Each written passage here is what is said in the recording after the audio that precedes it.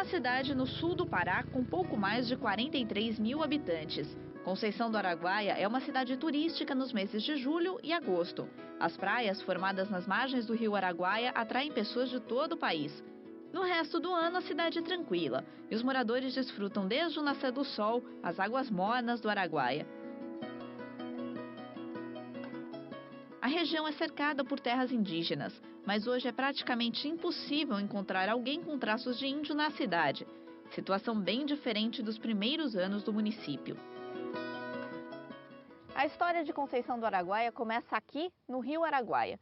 No fim do século XIX, Frei Gil Villanova, um francês da Ordem dos Dominicanos, navegou 100 quilômetros até avistar lá na margem alguns taludes elevados. Esse era o sinal de que ele tinha encontrado a tribo dos Caiapós. E aí começava a missão do Frei Gil. Ele queria educar e evangelizar as crianças e formar uma comunidade com os índios, que mais tarde daria origem à cidade e à diocese de Conceição do Araguaia.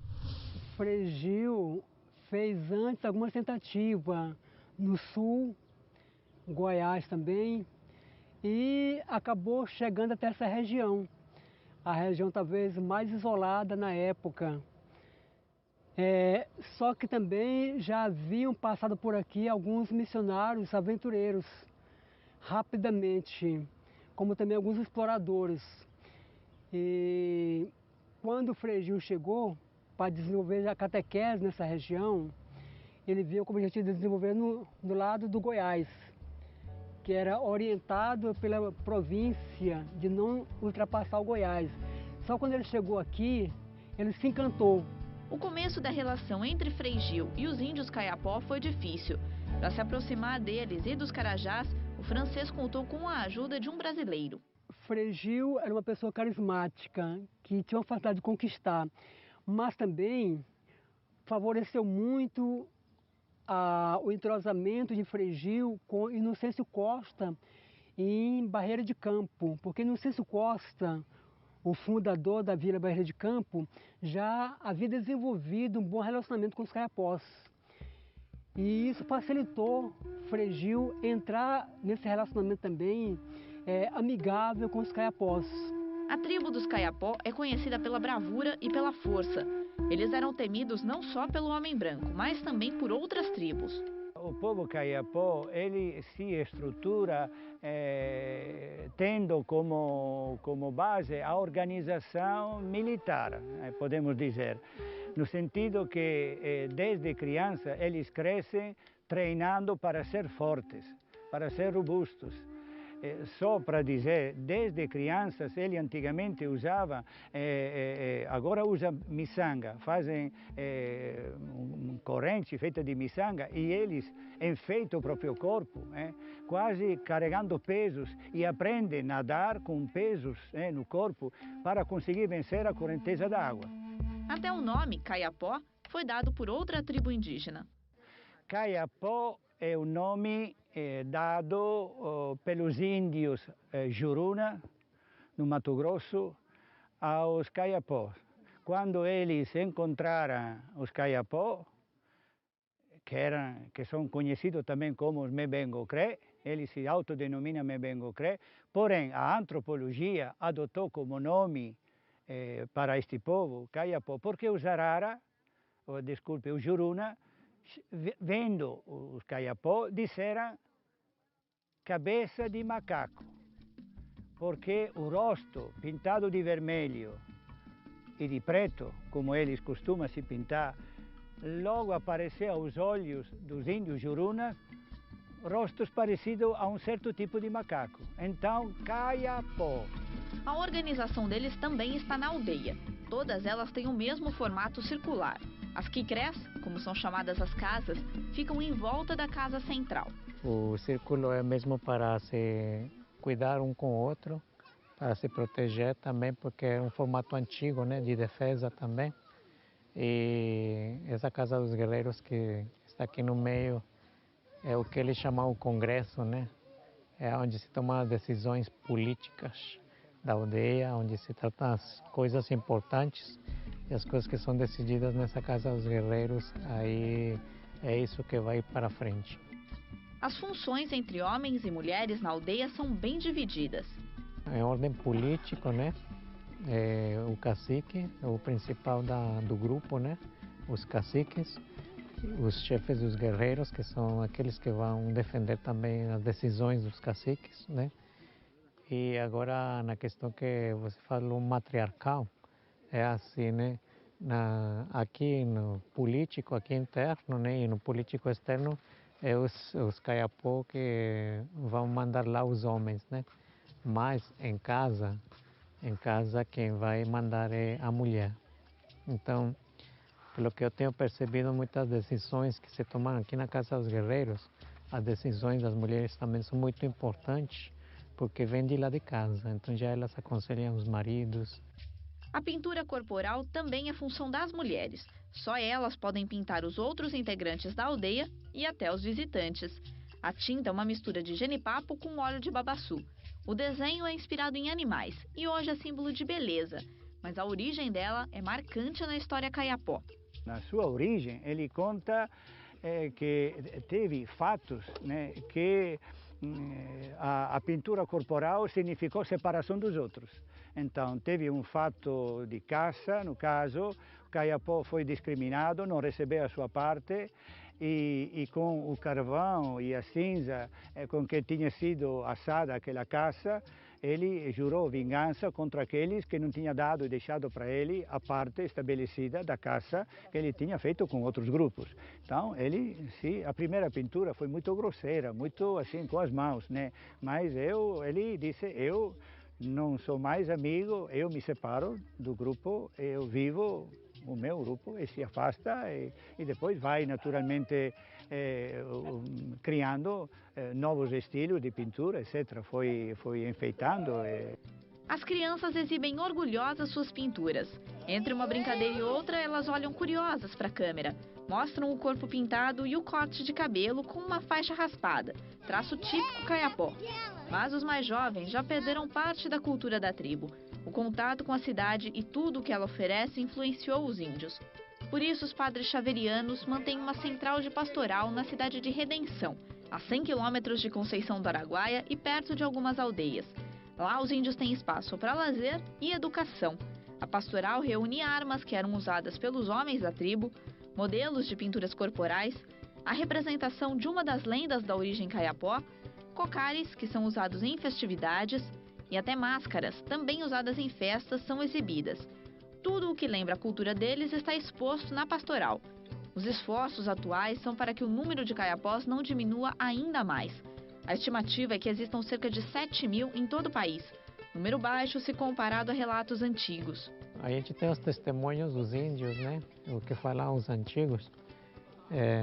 Os próprios índios têm falado para mim que uma só aldeia chegava a ter esta população, só uma aldeia, né?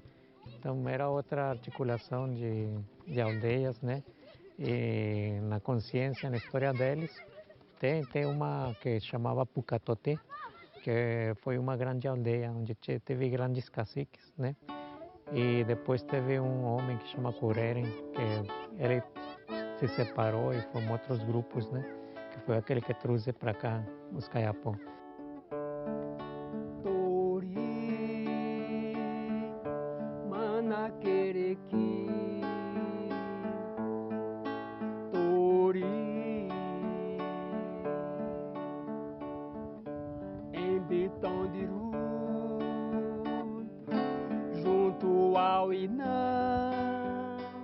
Foi essa tribo que Frei Gil Villanova encontrou em Conceição do Araguaia em 1897. Assim que chegou à região, ele celebrou uma missa junto com outras pessoas que viajavam com ele. O local desta missa se tornou o marco zero da cidade e é ponto turístico e histórico. A inspiração do Frei dominicano para a missão com os índios é a aparição de Nossa Senhora de Lourdes, em 1858, 39 anos antes da chegada dele à Conceição. Os dominicanos missionários são totalmente cheios desta história da ternura da Virgem Maria Imaculada Conceição, que visita uma aldeia muito pobre e que escolhe como parceira a menina mais pobre de Lourdes. Aí os dominicanos entendem, como toda a igreja, que o céu tem um olhar muito diferente sobre os pobres e os excluídos.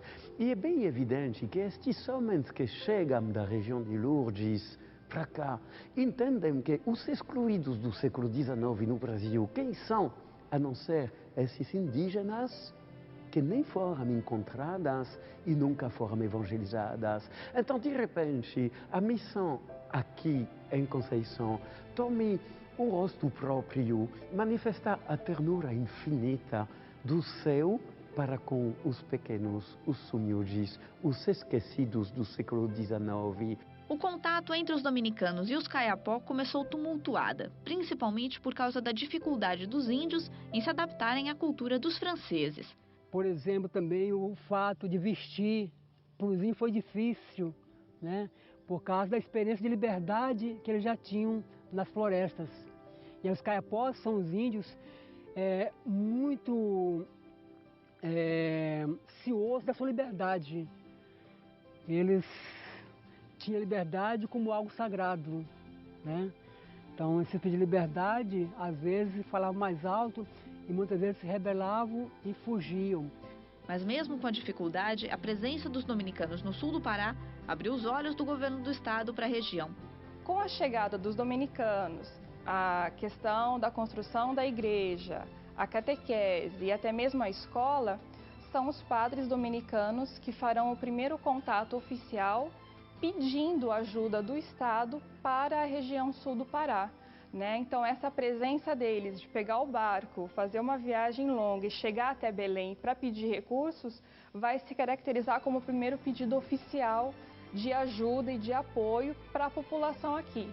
E Frei Gil ia pessoalmente a Belém angariar recursos para a missão.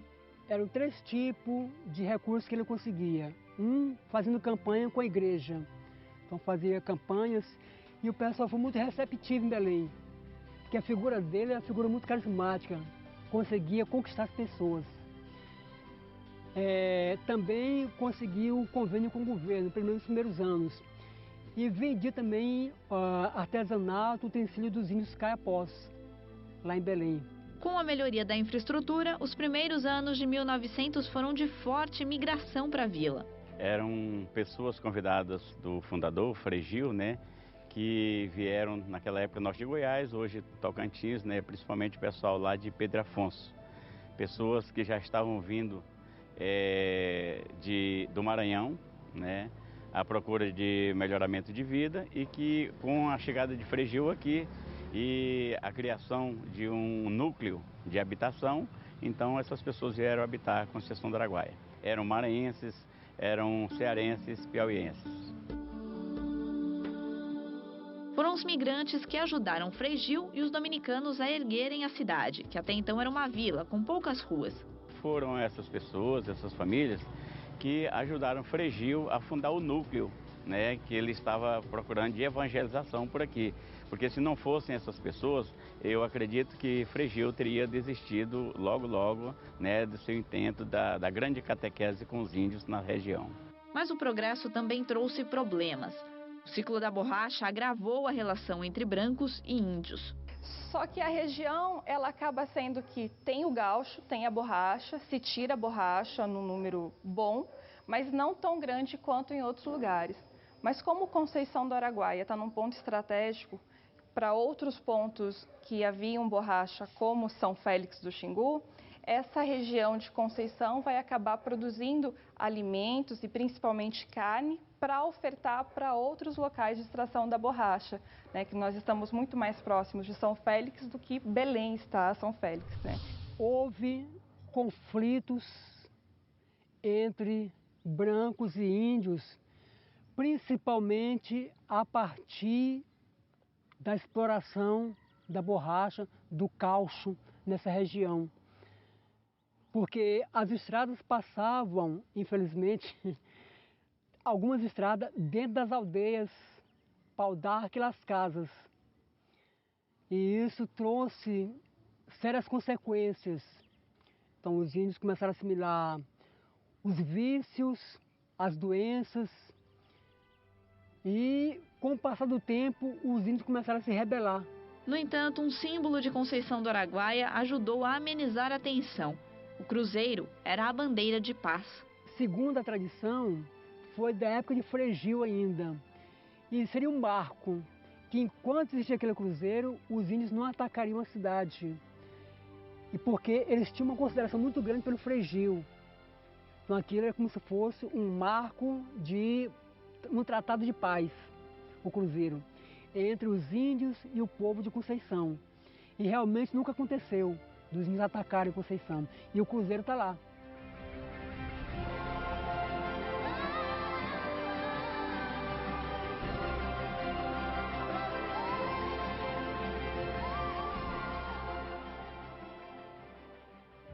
Os inúmeros conflitos não impediram algumas conquistas na missão. Aos poucos, Frei Gil ganhou a confiança dos índios. Os chefes caiapós estavam reunidos escutando Frei Gil. E Frei Gil falava da paixão de Cristo, do reino, falava dos céus, falava do evangelho.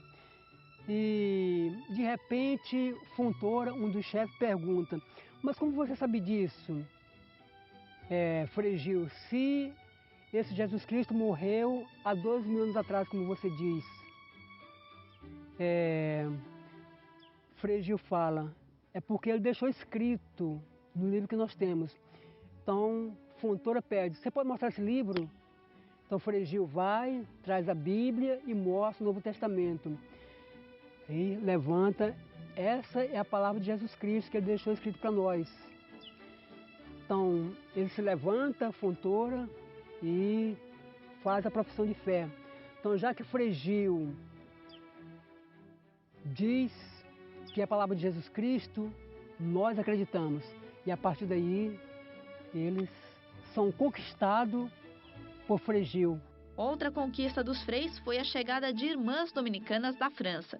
A partir daquele momento, elas seriam responsáveis pela educação das crianças. E a aproximação foi bastante harmoniosa. Irmã Odete teve contato com algumas das fundadoras do Colégio Santa Rosa e explica por que as freiras tiveram mais facilidade do que os freis em educar os índios. Os homens, os coitados padres, tiveram muita dificuldade porque eles faziam aquilo do modo mesmo próprio deles, né, de homem. Então as irmãs souberam melhor comparar, tratar, acariciar, né, zelar delas assim com mais paciência, atenção, carinho, né? Acho que foi isso que ajudou muito para elas conseguirem, né, a ter aqui algumas meninas que depois mesmo dos anos, lá por 1900, acho que no final da década de 30, 40, ainda tinha índios aqui, né? As irmãs também precisaram se adaptar à cultura brasileira e à cultura dos caiapó. Para mim, elas foram muito persistentes, né, no trabalho de se aculturar aqui em Conceição primeiro, né? Porque vindo lá da França, tendo passado por Goiás e Uberaba, mas aqui é uma região totalmente diferente daquelas lá, né? Então, a distância, os costumes, o povo, a viagem tão longa, né? Então, deixava certamente que um pouco assim de nostalgia, não vou dizer que foram dominadas pela saudade da França, né, porque elas vieram com muito interesse de trabalhar aqui. O Colégio Santa Rosa fez história em Conceição do Araguaia. Silvina estudou lá na década de 60 e tem boas lembranças do tempo de estudante. Uma das coisas mais importantes que essas dominicanas, que essas freiras que a gente chamava, passaram para a gente, principalmente para mim, foram os valores. Valores morais, a religião, que assim foi a base de todo aquele ensino, foi para que a gente tivesse uma religião, tá? Os valores morais, valores espirituais. Os valores ensinados pelas dominicanas também chegaram anos antes às aldeias indígenas. Maria Eugênia, figura muito respeitada entre os caiapó, conta o que aprendeu no Santa Rosa. Ensinaram, Ave Maria, cheia de graça, Senhora convosco, bendita sois vós nesta mulher, bendito é o fruto do vosso ventre, Jesus. Santa Maria, Mãe de Deus, rogai por nós, pecadores, agora e na hora de nossa morte. Amém. O sonho de Maria Eugênia é construir uma capela na aldeia para passar às próximas gerações o que aprendeu com as freiras. Eu me batizei, né? E crismei, e fiz primeira comunhão, e sou filha de Maria. Eu gosto muito de Deus. As freiras conquistaram outros frutos valiosos. Irmã Sebastiana foi a primeira índia que entrou para a congregação dominicana. A irmã Sebastiana morou aqui, a gente a conheceu lá em Porto Nacional, onde eu morei também, né? Mas ela não era de tribo daqui não, era ela de tribo lá dos Xerentes, né? Lá do Tocantins. E ela se fez religiosa porque de lá ela veio aqui em Conceição, ficou aqui com as irmãs, daqui é que ela foi para Uberaba. Lá se fez religiosa, né? Depois voltou, trabalhou aqui, parece que esteve algum tempo lá em Belém, depois voltou e ficou em Porto Nacional. Era uma pessoa muito interessante nesse sentido, calada, mas muito serviçal, muito amiga também, viu? Muito delicada, tinha uma índole diferente do que falavam que os índios eram, né? Assim, um pouco agressivos, duros, né? Ela não, a gente tinha na irmã Sebastiana, sentia uma delicadeza de sentimento, de pessoa muito interessante. Mas até as irmãs dominicanas passaram por dificuldades para educar os índios. Mas elas tiveram uma ajuda especial. Dom Dominique achou uma carta no acervo dominicano na França que mostra, segundo ele, a presença de Deus na missão. Mais ou menos em 1906, quando a primeira turma de crianças caiapós se prepararam para fazer a primeira Eucaristia, aconteceu que alguns dias antes da data marcada para a primeira Eucaristia, as 6 crianças dos caiapós recusaram continuar sua preparação para a primeira Eucaristia. E 2, 3 dias antes da data marcada, as 6 crianças dos caiapós estavam aqui brincando no pátio da escola do Colégio Santa Rosa. Uma delas conta que, enquanto estavam conversando, batendo papo, uma criança de luz entrou no pátio por este portão, carregando um cordeirinho. As 6 crianças ficaram assustadas. A criança de luz se aproximou até a roda das crianças caiapós. Todo mundo ficou calado, esperando para ver o que ia acontecer. Como as crianças dos caiapós não se mexiam, a criança de luz se afastou e entrou na capela do colégio. Aí, o mais corajoso de todos correu atrás, entrou na capela, procurou a criança de luz. As 5 outras crianças entraram. Ninguém. Aí, as 6 crianças dos caiapós correram atrás das religiosas dominicanas e gritaram: Madre, Madre, Papai do Céu veio nos visitar, queremos fazer a primeira comunhão. Além de contar com o auxílio das freiras, Frei Gil Villanova também teve a seu lado outro dominicano francês que fez história em Conceição, Frei Domingos Carreiro. Esse Domingos Carreiro é um jovem do sul da França de uma família tradicional, mas profunda, nada superficial, cheia de valores e de fé profunda. Assim, aos 16 anos, ele entra na ordem dominicana, exatamente no período em que os primeiros missionários dominicanos franceses estão entrando no Brasil e ele ouve falar disso. Essas cartas penetram no coração do jovem dominicano e o vírus missionário toma posse deste jovem, até o ponto que ele é ordenado padre aos 23 anos de idade. Um ano depois, ele se despede da França. Por 25 anos, ele nunca voltará. Foi Frei Domingos quem levou uma grande novidade para Conceição.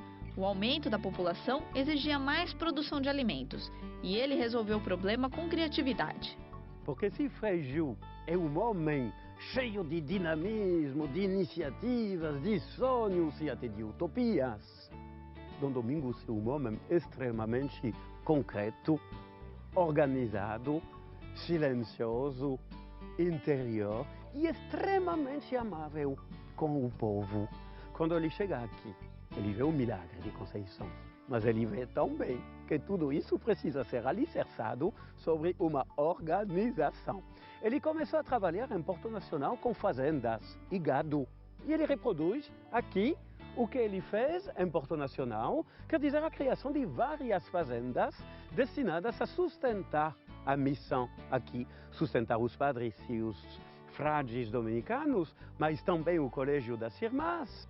As fazendas criadas por Dom Domingos foram um legado para os produtores que chegaram mais tarde à região.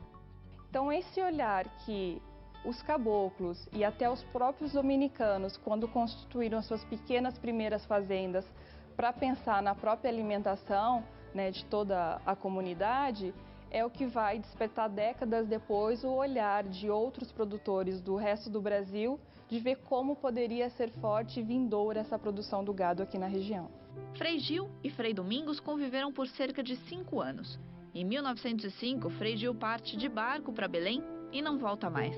Quando ele voltava da viagem a Belém para buscar recursos para a catequese, para manter a catequese, então já no delírio, então ele, em pleno Araguaia, o barco para de correr e vai ao sabor das águas, ao léu, nas ondas das águas, e Frei Gil se entrega. E eles rezam a Salve Rainha, Salve Regina, né? A Salve Rainha, como faziam em Conceição, e os barqueiros cantam junto. Então, consumato est, né? E Frei Gil vai encontrar seus índios na Terra das Bandeiras Verdes, né? No Reino Definitivo, onde o rosto de Deus resplandece em todas as raças, todas as crenças, todos os rostos, todas as nações. O corpo de Frei Gil está sepultado na capela funerária da Catedral de Conceição do Araguaia, obra que ele não chegou a ver. O fundador da vila também não teve tempo de presenciar a criação da prelazia de Santíssima Conceição do Araguaia. Em um momento difícil de crise da borracha, o até então Frei Domingos se tornou Dom Domingos Carreiro, primeiro bispo de Conceição. Só que a partir de 1911, 1912, começa a entrar em crise a borracha. Então é nesse momento difícil que os olhares do Papa se voltam para essa região do Araguaia. E ele instala a prelazia da Santíssima Conceição do Araguaia. E elege exatamente Frei Domingos Carreiro, já marcado pelo sol tropical, já marcado pela vida dessa região da Amazônia, essa região do Araguaia, que já conhecia a vida dos índios, já conhecia a vida do povo e que já havia desenvolvido um grande trabalho nessa região. O nome da diocese dado pelo Papa Pio X é motivo de alegria. Dom Dominique Yu explica por que uma diocese pode trazer o nome de Nossa Senhora. Foi João Paulo II que deu, através de uma comparação, uma explicação bem esclarecedora. João Paulo II explica que a Igreja e a Virgem Maria compartilham o mesmo mistério, quer dizer, a mesma realidade divina, pois ele fala do mistério da Lua. O que é a Lua? A Lua é apenas uma pedra, um pedaço de pedra, só que mergulhado na luz do sol. Esse pedaço de pedra reflete maravilhosamente a luz do sol para todos os moradores do planeta Terra que estão mergulhados nas trevas. Então é interessante porque a Virgem Maria e a Igreja também vivenciam isso. A Virgem Maria é uma mulher do nosso povo. E a Igreja é apenas uma família humana. Não tem nada divino nisso. Nada divino. Mergulhada na graça de Deus, a Imaculada Conceição reflete a beleza de Deus de maneira extraordinária. Foi bem o que a gente viu em Lourdes. Dom Domingos Carreiro trabalhou de maneira diferente de Frei Gil. Com o apoio do provincial dominicano Jacinto Lacome, ele começa a evangelizar os índios na aldeia. Assim, eles não precisam mais sair de lá para ter a catequese. Mas o ciclo da borracha leva muitos índios ao trabalho escravo. E o bispo Dom Domingos age com firmeza para libertá-los. Criar grupos jovens, criar banda musical, criar Ordem Terceira Dominicana, criar conferências de São Vicente de Paulo, os vicentinos, criar a adoração eucarística. Ele salva a Conceição naqueles meses. Só que a ameaça volta poucos anos depois, quando os seringueiros começam a escravizar os índios. E aí se levanta o bispo. com muita força para defender os direitos dos indígenas que são explorados por um autêntico trabalho escravo, que são comprados em troca de cachaça e de prostituição e que são ameaçados de verdade na sua identidade e na sua sobrevivência. E Dom Domingos se levanta com uma força muito bonita. A encarnação de tudo isso é exatamente a catedral. A pedra fundamental é lançada em 1º de novembro de 1917. Brancos e índios trabalham juntos na construção da catedral. O material usado era todo da cidade de Conceição. 90% é de pedras que foram retiradas dos travessões do Rio Araguaia. Existiam os mergulhadores que tiravam as pedras, colocavam numa canoa e traziam para a beira do rio. Aí na beira do rio, os índios, junto com os brancos, então faziam o carrete desse material até onde estava se construindo a catedral, né? Mas aí eles usavam também a madeira de lei, que aqui a 1 quilômetro depois da cidade já tinha uma mata muito densa, né? Com madeiras centenárias, né? Árvores centenárias. Então eles usavam essa madeira para poder construir a catedral. Tanto é que até hoje a madeira continua lá, é a mesma madeira com que foi construída. O material original usado na construção ainda está lá. A catedral, que ficou pronta em 1934, é um dos maiores legados deixados por Dom Domingos Carreiro e por Frei André Blattger, o dominicano autor do projeto. A história de Conceição do Araguaia se fez em torno da catedral e com base nas lições deixadas pelos primeiros freis dominicanos que desbravaram a região. Frei Gil Villanova e Dom Domingos Carreiro são ainda hoje exemplos tanto para a população, que conhece e se orgulha de sua história, quanto para os dominicanos, que continuam em missão na Diocese de Santíssima Conceição do Araguaia.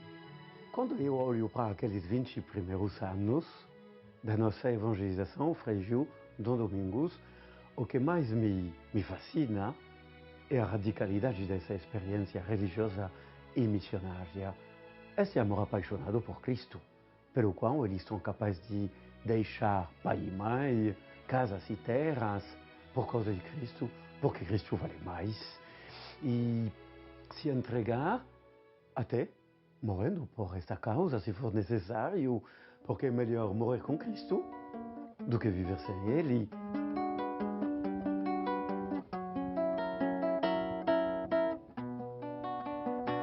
Araguaia, meu Araguaia, de mistério e de terror, de cascata e de banzeiro, de matas de praia, de campos sem fim.